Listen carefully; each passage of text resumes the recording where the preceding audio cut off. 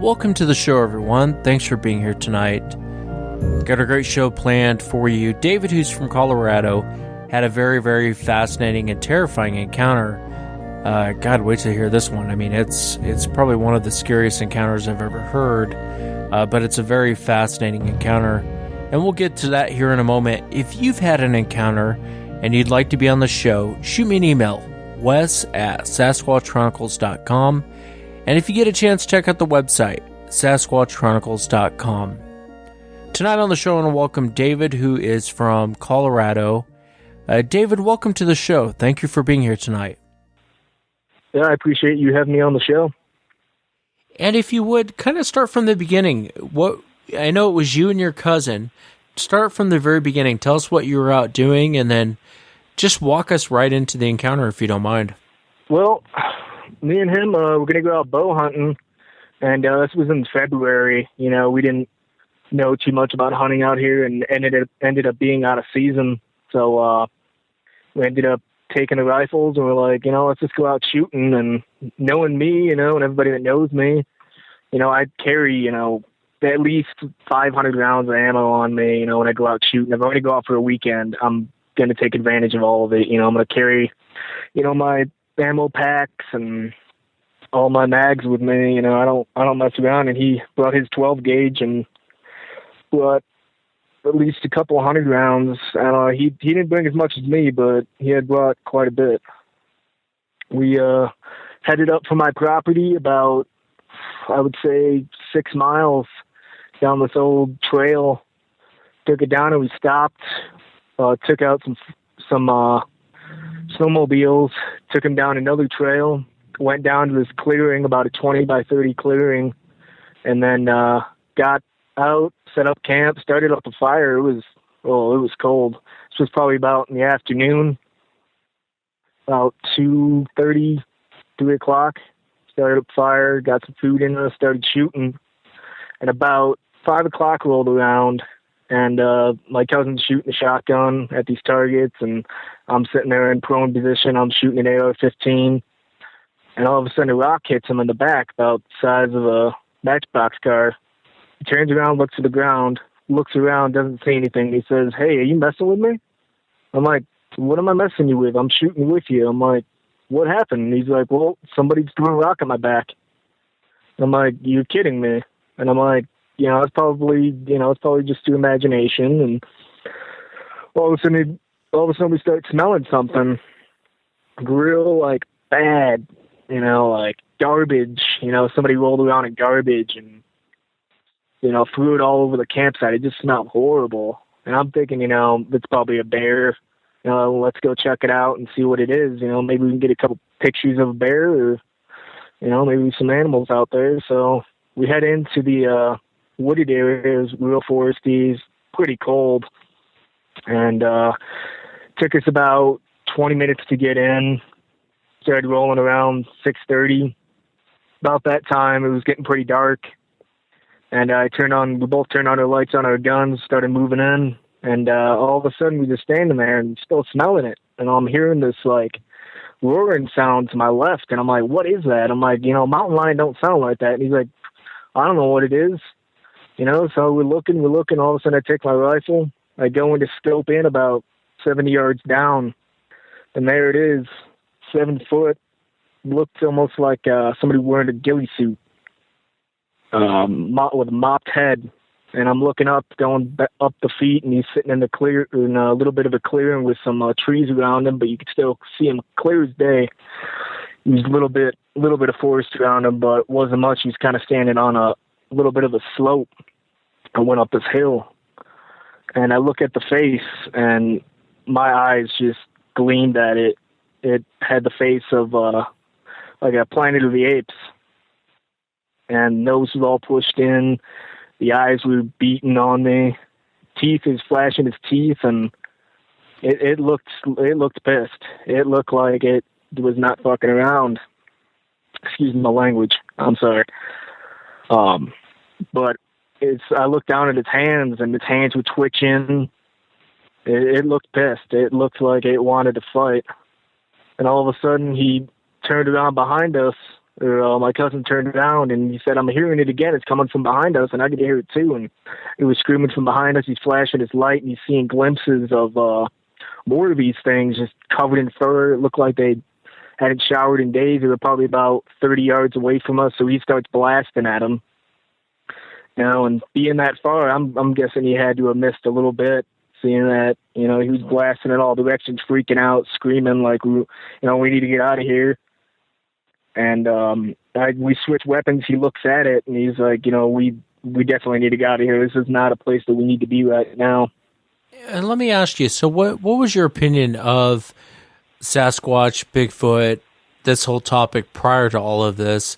Well, I didn't believe, when we would go on hunting trips before, we were out shooting or whatever, he'd bring it up around the campfire and be like, "Oh, ever heard of Bigfoot or this and that?" And I'm like, I don't believe in that. There's no such thing. That's like the tooth fairy or, Santa Claus, it doesn't exist. And that night, it changed my life forever when I'd seen that thing's face and seen its fingers twitching and the muscles and hairs on it. Can you describe the face? Can you describe what you actually saw? Well, the face looked like movie Planet of the Apes, except the teeth. Teeth were just all, looked like, somebody hadn't brushed their teeth in 2 years, and they were all like, you could see like elongated teeth, real sharp. The eyes just beady, I couldn't tell if they were bloodshot or not. Scope can only see so much through it. The body itself, it just had to have been 7 foot. This thing, even being on that slope, it was about like, 2/3 of the way up of a couple trees. Was the creature vocalizing at you? It was vocalizing at us with like extreme like volume in its voice. Like it was just growling and screaming. Like it sounded like, it almost sounded like, you ever seen the movie The Poltergeist? You mix that with like a lion roar. So let me ask you. So you're sitting there, you guys are looking at this thing. It looks pissed. It's showing its teeth to you guys, and for lack of a better term, it's a monster sitting there looking at you guys. You guys are thinking, at any moment, well, and I'm assuming, correct me if I'm wrong in any of this, but I can tell you from my own encounter, I can kind of put myself in your guys' shoes. You guys are thinking this thing's gonna, at any moment, it's gonna be a fight here shortly. And then you said there was other ones around you that kind of exploded? Yeah, they exploded right after he exploded, and they started exploding and screaming, and he started just blasting in all directions, thinking, like it was, lions, until he actually saw whatever it was. He, had seen it when we switched weapons, but, they were screaming and shaking trees, and we could just see, like, as the weapon moved across from left to right, you could see glimpses of them. And one part I wanted to ask you about the story, I know when you and I originally talked to you talked about snowmobiles. Did you guys ride in with snowmobiles? Yeah, we rode in down this trail. It was about a foot of snow, and it was just too hard to get the truck through. You'd have to gun it pretty bad. You'd have to gun it in 4-wheel drive and run that 4-wheel drive all the way out through that truck to get through that trail. So we took snowmobiles there. Yeah, and I've been in situations like that before. So you guys see this thing, other ones are around, shaking brushes, screaming at you guys. What happens next? Well, after he had seen it, we bolted. He, started backing up slowly and shooting off rounds up in the air, and I'm still sitting there, kind of frozen, looking at it, and all of a sudden I looked behind me, and there's more of them. And they're getting a little bit closer. And he turns to me and he's like, we need to get out of here. He starts running down the trail. I run after him. I'll stop. I stopped every, 30 or 40 feet and shot off a couple bursts of 223 rounds out of my AR, just at whatever I could see. But I could only see glimpses of them. And that one that we saw just it had to have taken off. As I sat there and looked at it, looked back, and it wasn't there again. So I'm guessing it must have ran across around the slope to try to cut us off. But, we weren't going to wait and stay, and see what had happened. We took off down that trail. I continued to shoot. I'd follow him. I'd go back, shoot again, follow him. We got back to the snowmobiles. He took off and said, I'm getting out of here. Took off, ran up the trail to the truck, left me there. I went in and tried to start up the snowmobile. That wouldn't start. We left the keys on and the key on the power and the lights on, and it killed the whole battery and couldn't even get him started. So I crouched down behind the snowmobile and started firing off rounds in all different directions, from left to right, and I went through a lot of clips. Like, this was a 20-minute period of me just, hoping that they wouldn't get closer. I just keep firing at them and firing at them, and they just kept screaming and screaming. And, I could tell that they were starting to get closer because I looked, and the light would, as I turned my rifle, the light would, appear on one of them, and it would just, get a little bit closer, shake some trees, back up, get a little bit closer, shake some trees, back up. God, I can't even imagine. You must have been terrified sitting there. And I mean, you're lucky to be alive. I'll be honest with you. You're lucky to be alive, man. Sitting there, your cousin's running up to get the truck, and you're sitting there firing off rounds around the snowmobiles. Yeah, I had shot off at least 10 magazines. I thank God I had my vest on me. I would just pull out a magazine, reload, keep firing at them, and I'm thinking to myself, if I kill one of these things, it's, they could all come at me. So I might as well, make my shots count. But it'd been so dark, and I'm shaking from the cold, and I'm I'm almost petrified. I feel like I'm going to die at this point. I'm might as well go down fighting. I'm not thinking that he's going to come back. I'm thinking that he's just taking off back to the house, and he's going to leave me here. And I'm just firing and shooting out burst shots of 3 rounds.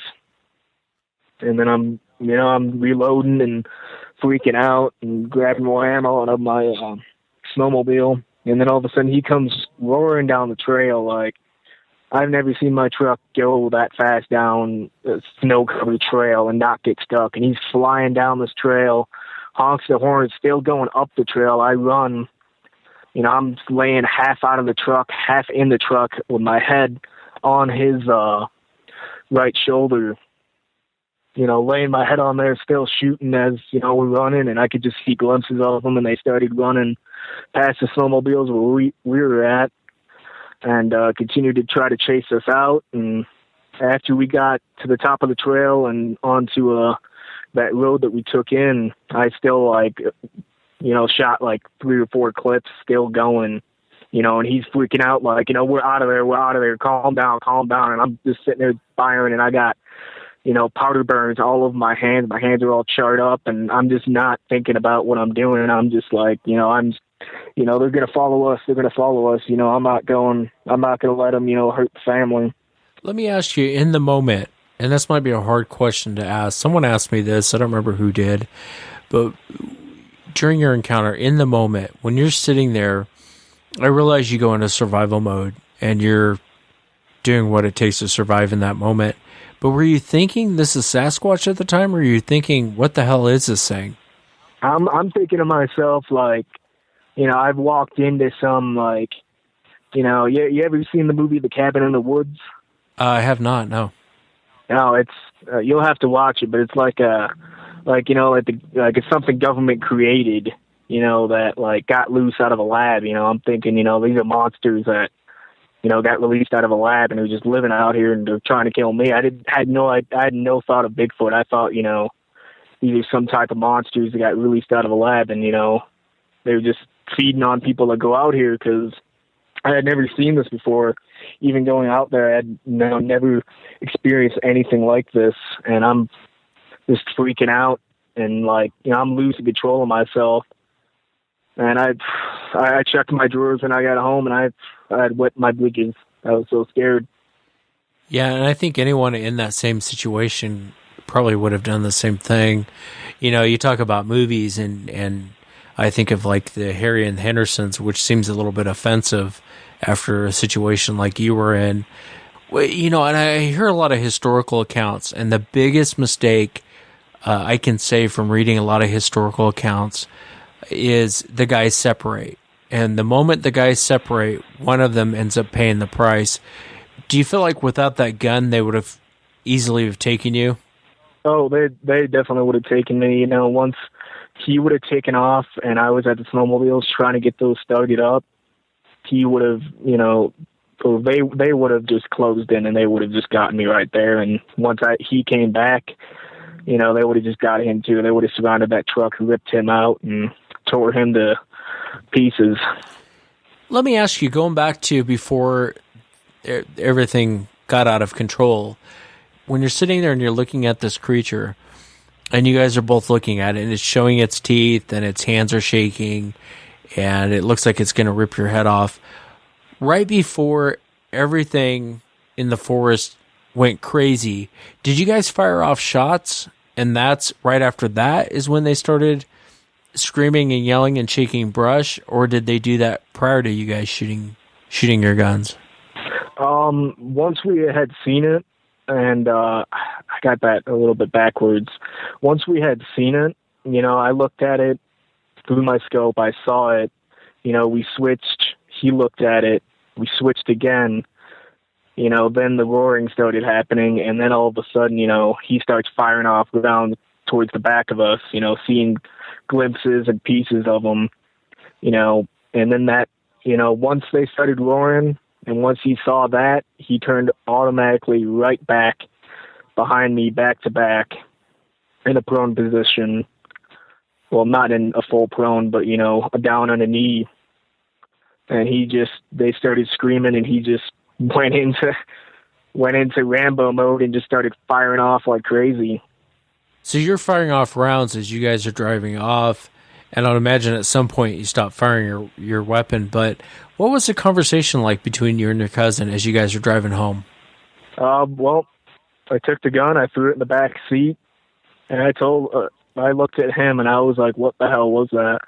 Like, what was that, And he's like, well, I don't know what it was. I can't explain any of that, And we sat there and we kind of argued, like, was that our imagination, or did we really see what we just saw? Did we just see monsters, running through the forest trying to get at us?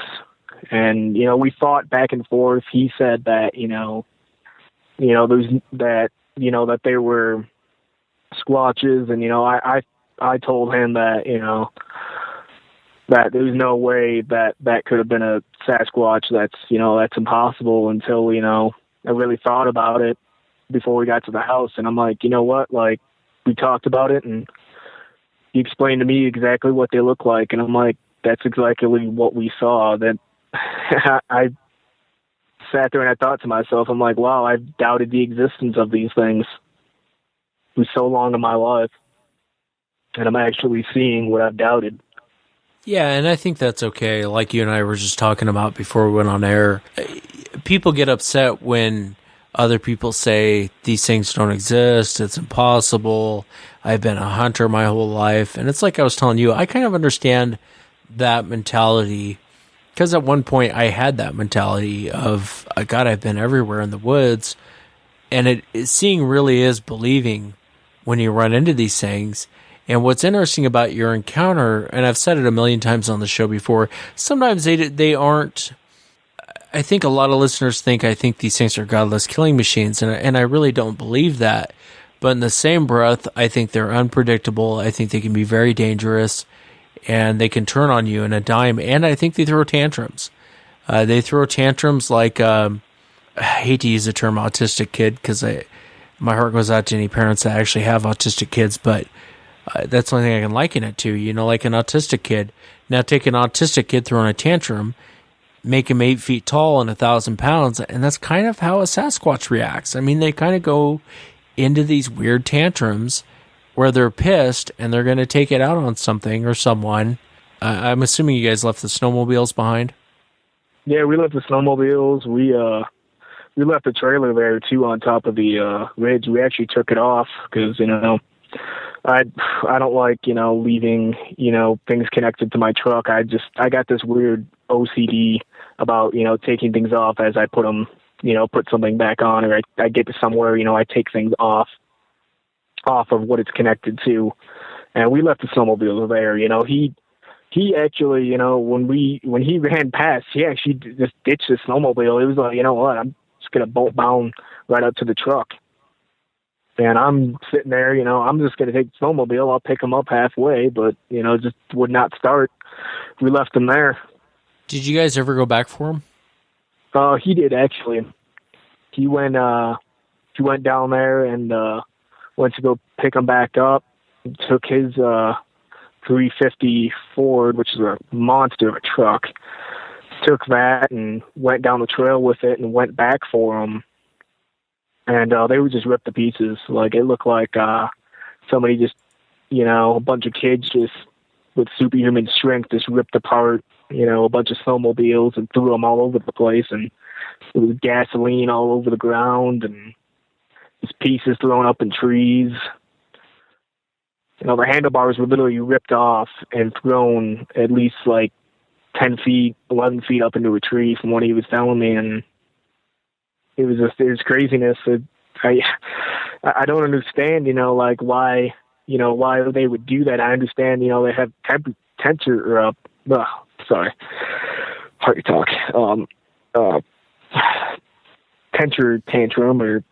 and it's just like, it was like they just wanted to rip these things apart like it was unusable. Like, you'd have to get brand new parts. You'd have to rebuild these whole things. There's no way you're getting these things out of there. They're just ripped to pieces. The rails were just thrown everywhere.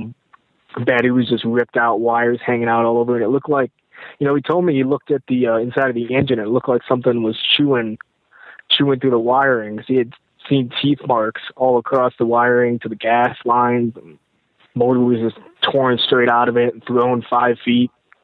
How does your cousin feel about what happened? What does he say? He tells me never to bring it up. He don't want to talk about it. He don't want to think about it. He wants nothing to do with it. He's done and over with the outdoors. He moved to the city. Yeah, and I can't really blame him a whole lot. In these situations, you wonder what really set them off. Did you ever get the impression, as you guys were firing off shots, and the impression I mean is, sometimes when you fire off a shot, you can kind of tell if you hit something. Did you guys ever get the impression that you guys might have hit one of them?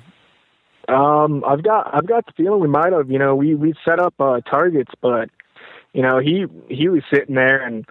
He's sitting there, shooting a 12 gauge one-handed. This guy's like a 300-pound, like 7-foot guy. Not 7 foot, like 6'7", 6'8" guy. Shooting off a shotgun, not caring, to even hit the target. I'm sitting there just, doing precise shots, and I've thought about it, and I think he might have hit one. I really do. Or maybe I hit one. But either way, one of us might have hit one and it might have pissed him off. As you were sitting there and your cousin left to go get the truck and you were popping off shots trying to shoot one of them, do you think you might have hit one? Or I guess that's a hard question to ask, but did you get that feeling like you might have hit one? I had, when I was shooting and I was going left to right and then back and then left to right, back and then some way to my left, shooting in all directions, I had heard like a squeal after I shot a burst fire shot. I had seen one in the flashlight and it was maybe, 50 yards away, and I just held onto my gun. My hand was shaking so bad and I just shot that burst fire and I heard that squeal. And then it disappeared away from or out of my line of sight. And the ones that were getting closer and closer, I might have hit them too. I'd seen little glimpses of them and their faces, and I just kept shooting and shooting and shooting and shooting. So I'm pretty sure I had to have, I could have hit, 1, 2, 3, maybe 4 of them. So there had been so much screams coming from all different directions that, I didn't even think about it. I'm just like, I'm just going to hold them off as much as I can and, try to block out that face. I'd see that face and I would immediately, just go for the chest because I didn't want to look at that face. The face and the anger and the teeth, it just sends shivers down my spine every time I think about it. What was it about the face that terrified you? It's like the deadness in it. Like the eyes were just like a dark brown, and the face, the teeth, like it's flashing its teeth and like opening up its mouth and just screaming and beating trees, breaking limbs, and just yelling in the air, and it looked like they were peering into your soul. Yeah, no, and I get that. I completely understand. How long ago did this encounter take place? This happened last year. It would have been nice to go back and look for blood, especially in the snow. It would have stuck out like a sore thumb. It would have been nice to go back and actually see if you might have actually hit one. Your cousin didn't happen to mention that, did he? No, after we left, the snow started coming in again, and it was snowing pretty heavy. So he went back out and, he looked at the snowmobiles, and he said he looked all over, the area that we were at. He didn't see any blood. He had seen the casings and the clips that I had left, which were scattered, looked like they were scattered all over, and a couple were missing that he had found up on the slope that thing was standing on, which he looked for footprints. He couldn't find any footprints and didn't find any blood or anything. Yeah, it's a terrifying story. It reminds me of, it reminds me of a lot of things, but a lot of different encounters that I've heard. And I had Bob Garrett on one time. I talked to him at depth. There was a torn up camp they came across. And this torn up camp looked like King Kong went through and ripped this place to shreds. And there's a lot more to the story, and I generally stay away from the story for other reasons. But I tell you that to tell you this. One of the things he had mentioned was it looked like someone was standing upright, a human, with a gun in their hand, firing at 365 degrees, like they were in a defensive position, and they were terrified of something, and they were firing in all directions in like a big circle. They were just standing there, and people passed it off to, well, they were target shooting. And you and I both know that you don't target shoot and shoot 365 degrees around you. You set up your targets, you shoot at one general area. If you're shooting 360 degrees, you're in a defensive position at that point, and you're shooting at something. God, I just wonder what would have happened if you guys would have gone up with your bows instead of your guns, and what kind of a situation you might have been in. Do you mind speaking about where this generally took place? You don't have to give away the exact location, but in Colorado, generally, where are we talking about? It was northeast, way up in the mountains. I'd rather not give out the exact location. I don't want people snooping around. I don't want somebody losing their life. I don't want someone to experience what I experienced, because, it's something you don't want to happen to you. You don't want, to go through what I went through. You're right. It is one of those things you don't want to have someone else go through. Most people who have encounters, the first thing they'll say, who have legitimate encounters, is, I wish I would have never seen it. I wish it would have never happened. Because it does change your perspective on what's out there in the woods. It's no longer just bears and cougars and deers. There's something else out there running around. Has this changed your life at all since you've had this encounter? No, it's definitely changed my life.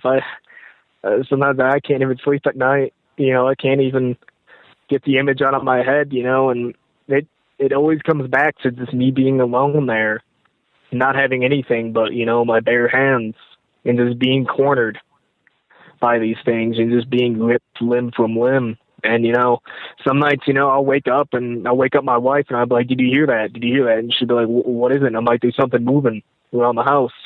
I'll get out and grab my rifle and shoot off 10, 15 rounds to left to right. And, it's almost like a post-traumatic stress.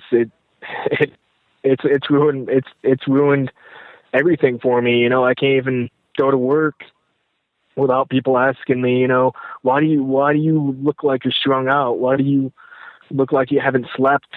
And I'm just like, I can't explain it. You wouldn't believe it. You wouldn't understand. Honestly, I think a lot of people go through that. I went through it, like you and I talked about off the air. I went through that same thing, man. Nightmares. For me, it was the growl. Like, I'd lay in bed at night, close my eyes, and I could just hear the growl. I could hear the same growl. And I've described it, which probably isn't a great description, but I've described it as a very demonic type growl. I mean, something I've never heard before. And I went through the same thing you did, where you have nightmares of it's just you out there and this thing's pinned you in and you can't leave and you feel like the thing's going to get you. And I think for a lot of people who haven't had encounters, maybe have a hard time understanding that. But I really understand exactly what you mean when you say that. It's terrifying, man. I try and warn people all the time. I try and tell people, one of the main things people will say who haven't had encounters, they'll say, God, I'd love to see one. I'd love to be in a position to see one of these things. I really want to see one of these things. And then you talk to people who've actually seen them, and the first thing they say is, I wish I would have never seen it. I wish I would have never experienced it. That's exactly how I feel, that my son comes up to me, sometimes, and he's like, hey, Dad, I want to see one, I want to make friends with them, they want to be our friend. And I'm like, they don't want to be your friend. They want to make you lunch. Like, you don't want to see these things. You don't want to experience it. You don't want anything to do with it. And he's, he'll go to school and do projects about it and talk to his friends about it and be like, oh, my dad did this and this. And, I've had teachers call me, why you having your son telling kids all this and that? Why are you telling your son this and that? You're scaring all the kids. And it hurts, and I'm sorry, I'm about to cry. It hurts. It hurts a lot, and people just, they don't understand it. They really don't. Yeah, my heart goes out to you, man. I mean, and that's it's ruined my marriage. It's ruined my marriage. My wife is just, she doesn't get it, terrors at night, the screaming. It never goes away. Well, the one thing I can tell you is it gets easier with time. And the biggest thing, I'll tell you one thing. When I very first started doing this show, I had me and my brother had a very, very aggressive encounter. And you and I talked about that the other day. And it scared me. It really did. It terrified me. And then I got to looking around, talking to other people. There's this impression that people want to have that this is the Harry and the Hendersons, that these are, magical fairies, or they put them in the same categories like unicorns, and that's not reality. What's reality is these things are out there, and the fact of the matter is these things are dangerous. These things are, people listen to this show and they think I just pick out the scary encounters. They think I just pick out the terrifying encounters. And that's not really the case. 99.9% of all of the encounters are terrifying encounters. Flat out scary, terrifying encounters. And until you see them, until you witness them firsthand, it's hard to express to someone how you feel after you've seen something like this. All of that stuff, all of the stuff with your kid, all of the stuff with your wife, you kind of have to take with a grain of salt. They weren't there with you when you had the encounter, and I know it hurts when you're trying to express the way you feel. I know it hurts when you're trying to express the way you're feeling about what happened, and they just don't get it. And one of the things that you have to come to terms with, and it took me a long time to come to terms with this. Most people won't believe you. And out of the people that do believe you, they don't get the amount of fear that took place. They don't get that it was a life or death type situation. Yeah, I've had guys on the show that were in some pretty bad combat situations, like in Iraq, Vietnam, and they've told me flat out, hey, that doesn't even hold water compared to the fear I felt when I ran into this thing. It was life or death. And you can tell from your encounter, you can tell from your emotions, man. You're popping off shots, and you don't do that unless you are in fear of your life. What can I do to help you, man? What can I do to, name it and I'll make it happen. Just tell me what I can do to help your situation. I feel for you. My heart goes out to you because I've been there before. I don't want anybody else to go through it, man. It wasn't how it was supposed to be. It was supposed to be a great weekend. It was supposed to be, everything I wanted to do that weekend, and everything went to shit. These things had to, they had to ruin it. They had to come in and surround us. It's been on my mind a lot, but the ammo clips, they were on top of that slope that he found. Why did they take off with those? Are they going to be able to somehow smell me out? Are you saying they took the ammo clips? Yeah, they took the ammo clips from the snowmobile up the slope and left them on top of the slope or on top of the hill. Yeah, I don't think these things are probably going to come for you. I really don't. I realize you kind of live in the general area where this happened, but they tend not to follow people. I've had a few encounters where they have, but you're talking like a mile from where they had an encounter. Generally speaking, I think that these things really want nothing to do with you. And when they come in like that, like they did with you, throwing rocks, shaking brush, vocalizing, that's kind of the cue to leave. They just want you to go away. They don't really want any interaction with you. They don't really want to engage with you. And again, I'm theorizing. I don't have one in my garage I'm studying. But I think that is the cue to leave. I think that's the cue to go away. That's their way of trying to intimidate you to leave. Because when you get a good look at these things, and I know you got a pretty good look at them, they could rip your arms off and beat you with them, and there's really nothing you can do about it. You might get the first one, you might get the second one, but the third or fourth one's going to get you. I think if they really, truly wanted you, I think they would have gotten you. Generally speaking, when they come in like they did with you, and they're screaming and yelling, they're vocalizing, they're doing what's called a display. Just like you see with gorillas, just like you see with chimps. I think these things do the same thing. They kind of have to work their way up into an attack. They have to work up the courage to attack you. And they're doing all these things because they really don't want to attack you. They just want you to go away. One thing that helped me, to be honest with you, and this is going to sound like crazy talk to you, David, but one of the things that honestly helped me kind of get over the fear, because I went through the same thing, man. I'd break down in tears, and I wasn't sleeping. God, there was like months there for a long period of time where I only slept maybe an hour and a half a night of good sleep, and the rest of the time I was pretty much on high alert. But I had this asshole brother of mine that wanted to constantly go back. He was different from your cousin. He was the type of guy, he wanted to go back. He wanted to see him again. Was he scared? Yeah, he was scared. But he wanted to go back. And so he would always force me to go back up with him to the area of our encounter. And the first couple times, I could have thrown up going up there. I was shaking. I really didn't want to be there. I would have drank, but I was afraid that I would drink and we'd run into one of these things, and then I wouldn't have my alertness, so I wouldn't drink. But we'd go up there, and I was scared as hell, man. I was completely scared as hell going up there.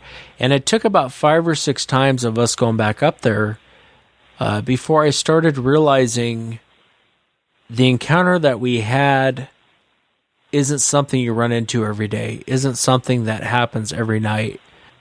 And talking about it actually helps. It actually helped me a lot to talk about it, even though it hurts when people come out and say they don't believe you or they think you lied about it, or they think, whatever people want to believe. None of that you can control. You can only control how you feel about what happened. It's during the night, man. When I get back to my house in my cabin, it's, every night, I'll take that rifle, I'll put the light out, and I'll circle the house 7, 8, 9 or 10 times, and I'll keep circling around before I, let anybody in the house sleep. Because I'm scared, that they could be out there, they could be waiting. You never know,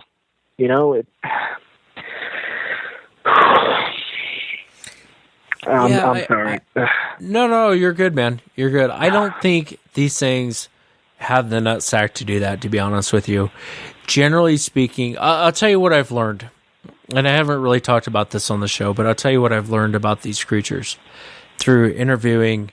For every interview you actually hear on the air, I've talked to probably 15 people. So that gives you an idea of how many people I've actually spoke to. But one of the things I learned really quick from guys that were in situations like you're in, except for instead of sitting around a snowmobile, they're sitting inside their house dealing with it. Generally speaking, these things want nothing to do with you. They will go after the young, they'll go after the old, they'll go after if they're going to attack, they'll go after the weaker of it's that predator mentality. A predator doesn't want to, even though, like in your situation, if you think about it, it was just you sitting at that snowmobile with your AR-15. Let's assume there was 3. There was probably more, but let's just say there was 3. They could have easily overpowered you and harmed you. But why didn't they? The reason why they didn't is because one of them might have gotten you, but I guarantee you would have taken 2 of them to hell with you. You know what I mean?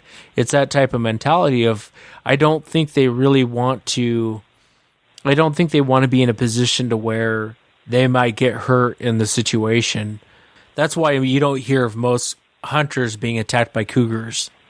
What you hear of attacks by cougars are small children and women, or very old people get attacked by cougars. Generally, a cougar won't attack someone like yourself or like me because it may lose in the end because we're a bigger target. Where a predator doesn't look at it. They want the easy meal. They want the easy prey to attack. They don't want to go attack a guy sitting there firing off an AR-15 because he might cause some damage in the process. So I wouldn't, and I'm just kind of rambling now, but I really wouldn't be too worried about them. If you would have had problems with them coming up to your house, it would have happened a long time ago. I guarantee they're not around your home. They're not watching your home. They're not watching you. I know that probably doesn't bring you great solace, but at the end of the day, I think if they were going to follow you back and they were going to cause you harm, it would have happened a long time ago. Why did they bring those clips with them? Like, why did, I never unloaded. I never, left any clips on that slope. I was at the bottom of the hill, surrounded by them. Why did they put those on top of that slope where it was standing? Was that supposed to be some sort of message? Is that, were they intrigued by what it was? No, I don't think that there's any message. And I don't know that it was so much that they were intrigued by it. I told you about the hunter that was attacked by one a couple days when you and I were talking. And one of the things that he said to me was, and I've heard this on more than one occasions, when he had pulled his gun out, it's almost like it recognized what that was. And there was kind of this, oh crap look on its face as soon as it saw him pull that gun out. But, these things take some of the weirdest things. I had a police officer on one time that, is there a place in Colorado, and you'll have to correct me on this, David, that's called Pikes Peak? I've been down there quite a few times with my son. Pikes Peak, okay. He actually had an encounter up there.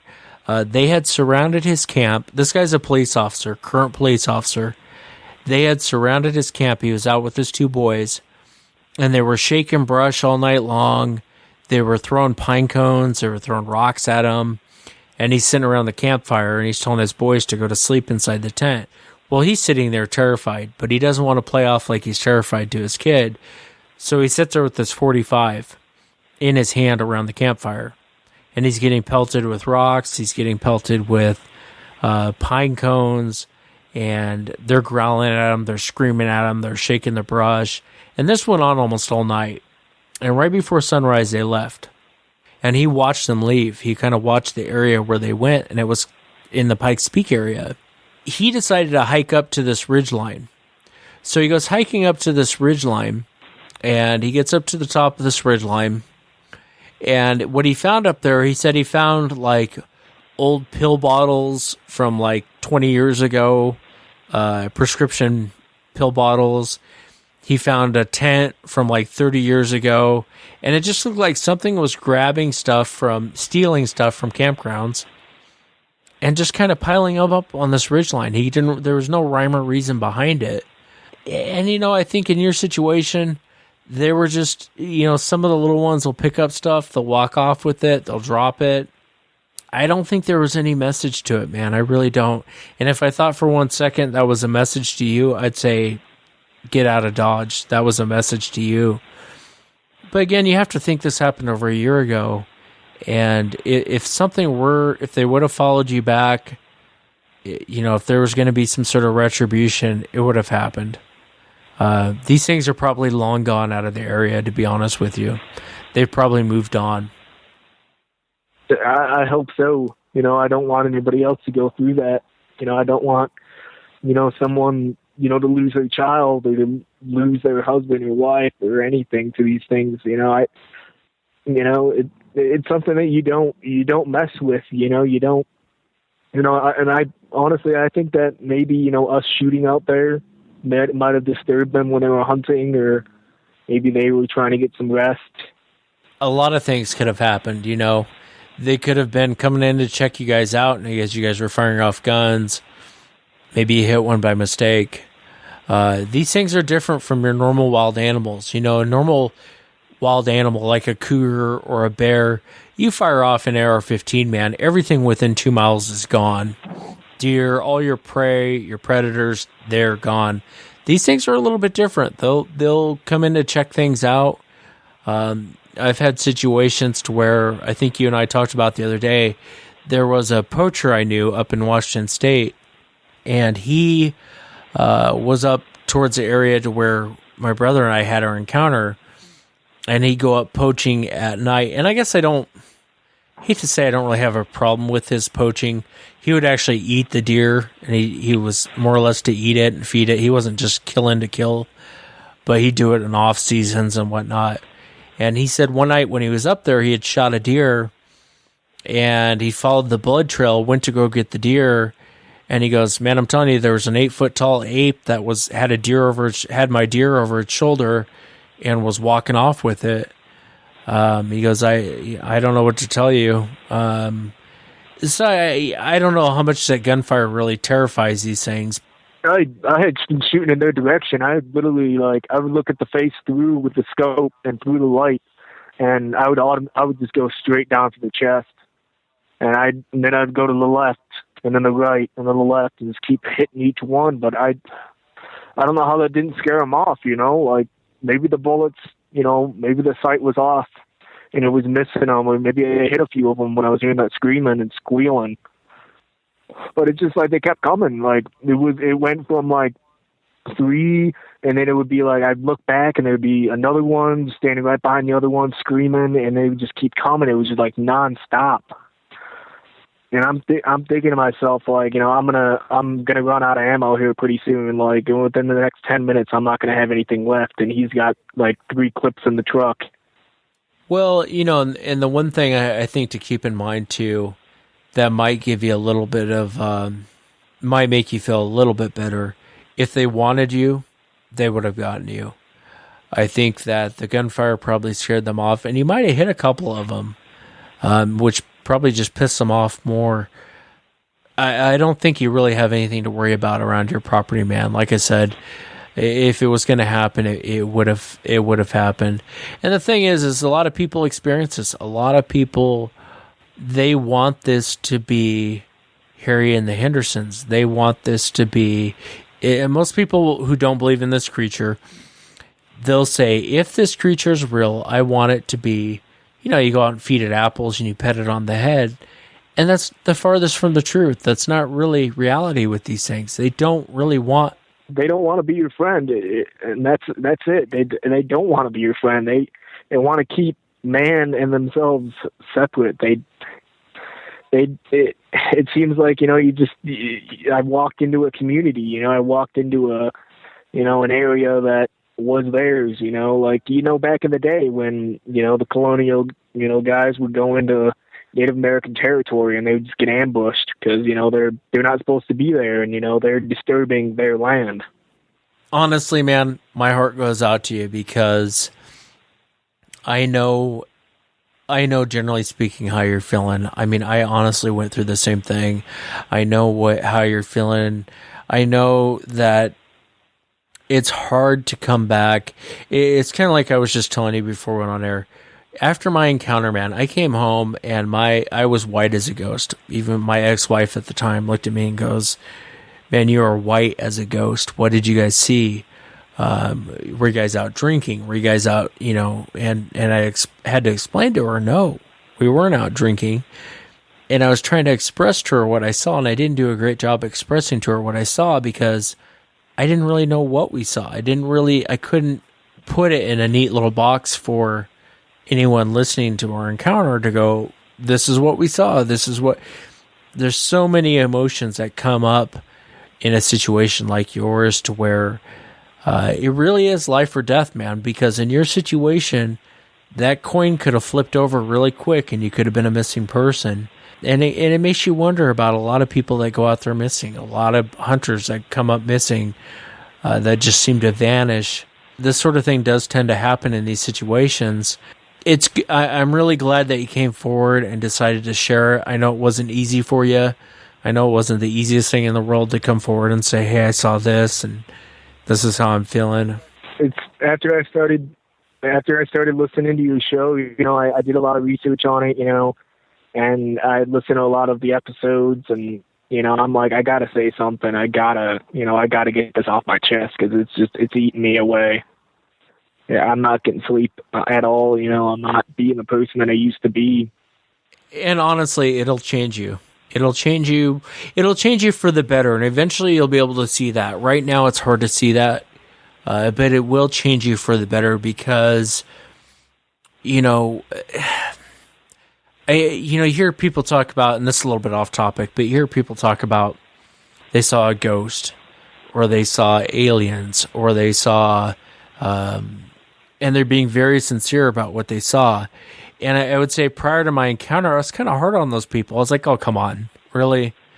And now you kind of have a different outlook on, Pandora's box has been opened for you in the sense that when someone says, hey, I saw this, you might be more apt to go, I believe you. I think you probably did see that. But it opens your mind a little bit up.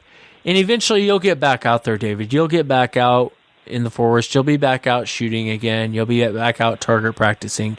The difference is when you go out, you know now what's out there. You know to be a little bit more careful in situations because there's more than just bear. There's more than just cougar. There's more than just, your normal wildlife out there. That these things are real. They are out there and people do run into them.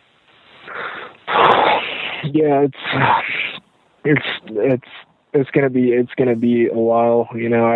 I'm still scared of even, stepping foot in a national park. I won't even go out, out with the sun anymore. We used to go out, we used to go fishing and hiking, and he'd make little forts in the forest. And now he's, like, Dad, do you not want to spend time with me? Do you not want to go out and do these things? I love you, Dad. I want to spend time with you.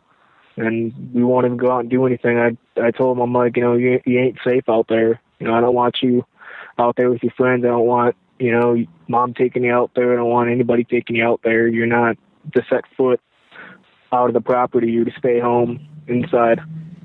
Yeah, one of the things I would tell you to that is I would take your son out. I'd take him out to the forest. I would take him out go camping. Go out, and as much as it's going to kill you inside, go camping, man. Take your kid, take your wife, retell the story, sit around the campfire, retell the story about what happened, and go out there and just try and enjoy it. Go armed.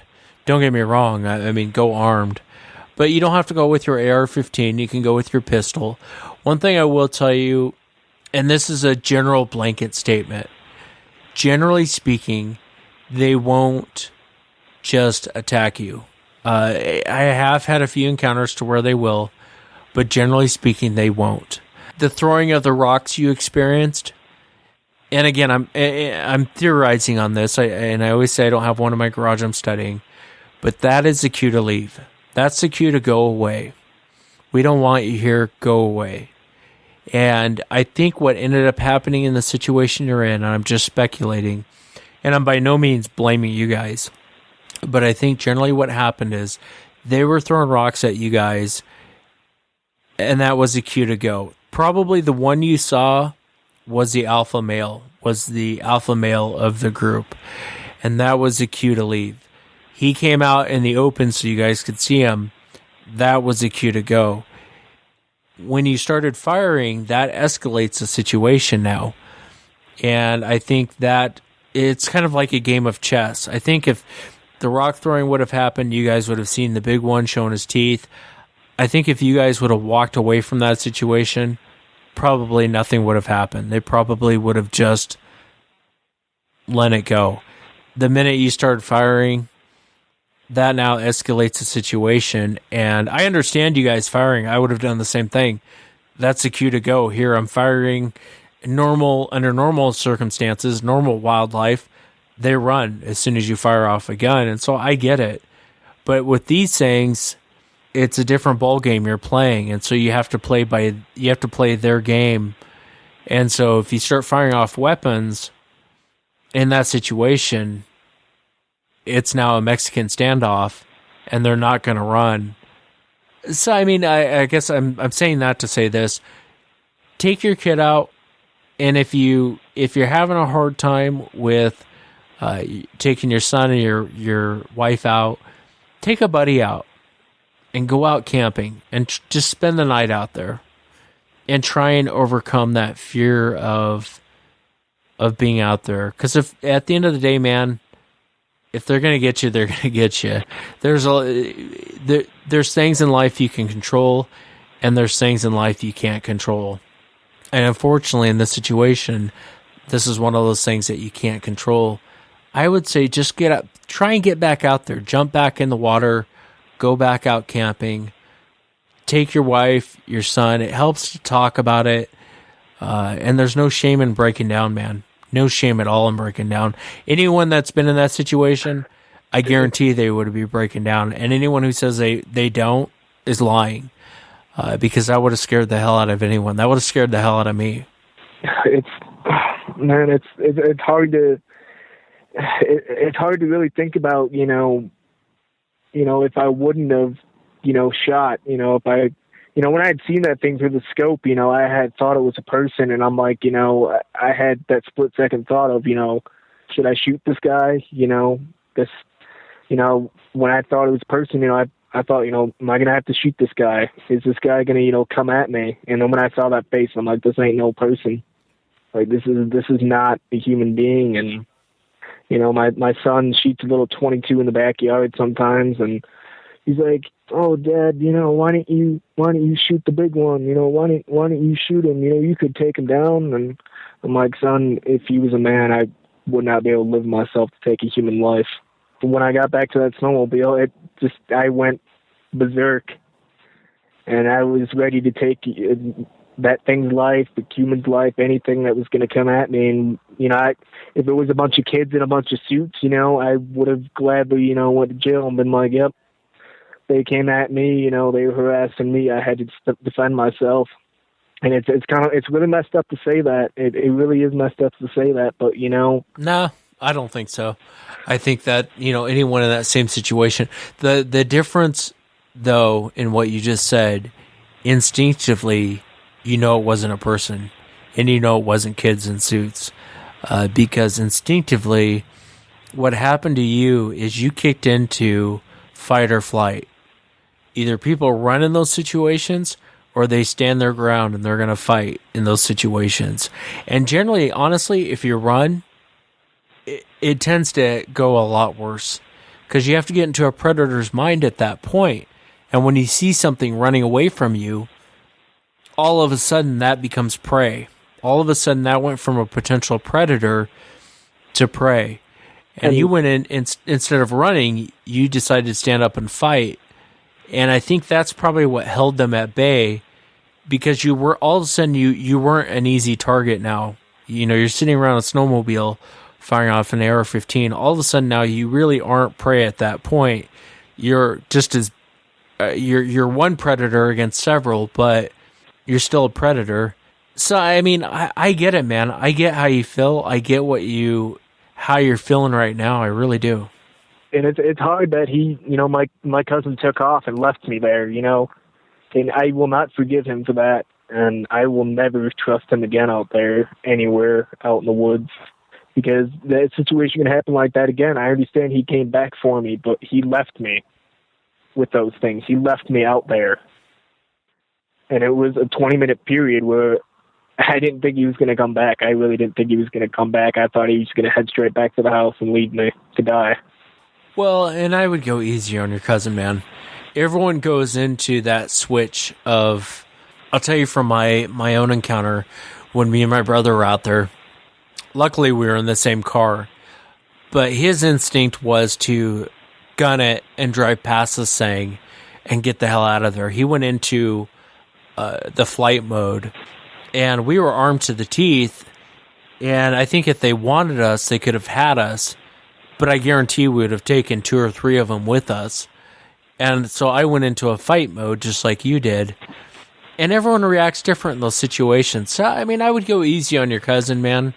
You never know how someone's going to react until they're in that situation, and it's not really conscious. You know what I mean? It's not really a conscious decision of like, hey, I'm going to leave this guy behind and I'm out of here.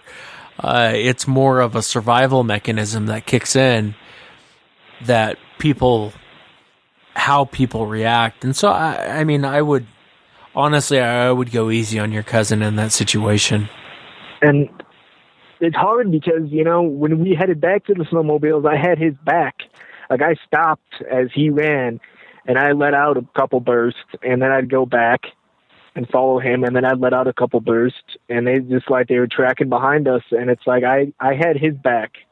You know, I had his back because I knew, you know, I wanted to protect us both when he was running, and I wanted to make sure that these things weren't going to run to the side and, you know, pick him off and then get at me. You know, I wanted to make sure that he was all right and we were both okay. You know, I sat there and I stood there and I'd stop and just start firing, and he would just keep on running and keep on running. And it's like I had his back, but when did he have my back in that situation? When was, you know, I understand that he went back to back with me when we were standing out there and we went into crouch position, but, you know, it didn't really seem like he was all for, you know, the team. It seemed like he wanted to guard himself more than me. And, you know, it kind of hurts. Well, and like I said, I don't think that is as conscious of a decision as you think. That's not I honestly don't believe that's a conscious decision like you think. I'll give you a perfect example. My girlfriend, who is probably one of the smartest women I've ever met. So I've told her 1,000,000 times, do not run. If we get out there in these situations to where something starts screaming at us or something starts throwing rocks at us, do not run. I don't care if Sasquatch comes out and starts charging us, do not run. You stand your ground, don't run. And I mean, more. I've told her so many times to where I'm sick of saying it. I'm sick of hearing myself say it. And we get in there was one situation we got into, and something had thrown a rock and hit this old farm building we were standing next to. Huge rock hit it, and it just echoed. as I'm turning to look at her to say don't run, she's already like a quarter of a mile in a full sprint running back to the camp area. And so do I hold that against her? Do I say, well, that was I'm on my own? Not really. I think what happens in those high intense situations is people go into fight or flight, and it's just a switch that goes on, and it's a survival mechanism that clicks on. I guarantee he ran back to the truck, probably was like feeling really bad about leaving you there, turned around and came back for you. And he probably wasn't even consciously thinking about running back up to the truck. So I know deep down it hurts, man, but I honestly would not hold that against him. It really is a switch in our psychology that goes on. People are wired different ways, and I've talked about it before in the show. You know, in high intense situations, life or death matters. You would think I just came from church. I'm super calm, super cool. And then when the threat's gone, all of a sudden I start freaking out. My hands start shaking, my knees start shaking. I can barely talk. And it's just how I'm wired. And some people aren't wired that way. So I would go easy on him, man. I really would. I would go easy on him in that situation. Guys that have been in war talk about the same thing. Buddies they built relationships with, guys they called their brothers. They're getting shot at, you know, and in bad situations, and those guys just take off running, leave them there. Some people are wired that way. So, I mean, I know I sound like a broken record, but I would go easy on him, man. I really would. You're right. I feel bad for holding against that grudge for so long. Holding that, you know, not wanting to be around him. You know, he'll call sometimes, and I just won't answer, or, you know, tell him I'm busy, you know, or, you know, just try to avoid him as much as possible. And I got to call him and talk to him about this. Yeah, and that's part of being human, man. That's a normal reaction that most people would have. The same reaction you had is the same reaction most people would have. But at the end of the day, like I said, in high intense situations, it's a switch that goes on. That's why they call it fight or flight. There's two options. You run or you stand your ground and fight. And it's not personal with anyone. It's just how certain people are wired. You know, you were wired to stand your ground, and you were going to stand your ground and hold your ground and fire off shots. And I guarantee even if you were to ran out of ammo and they would have came in on you, I guarantee you would have fought to the death. That you would have probably beat one of them to death with your AR-15. That's how you're wired. It's not that you're trying to be a hero. It's not that you're trying to be courageous. You're just wired that way. In a bad situation, you're going to sit there and fight. Some people aren't wired that way. It doesn't mean that they're cowardly. Some people just aren't wired that way. And when they get in those high intense situations, that switch gets flipped, and instead of standing their ground and wanting to fight, their immediate reaction is to run.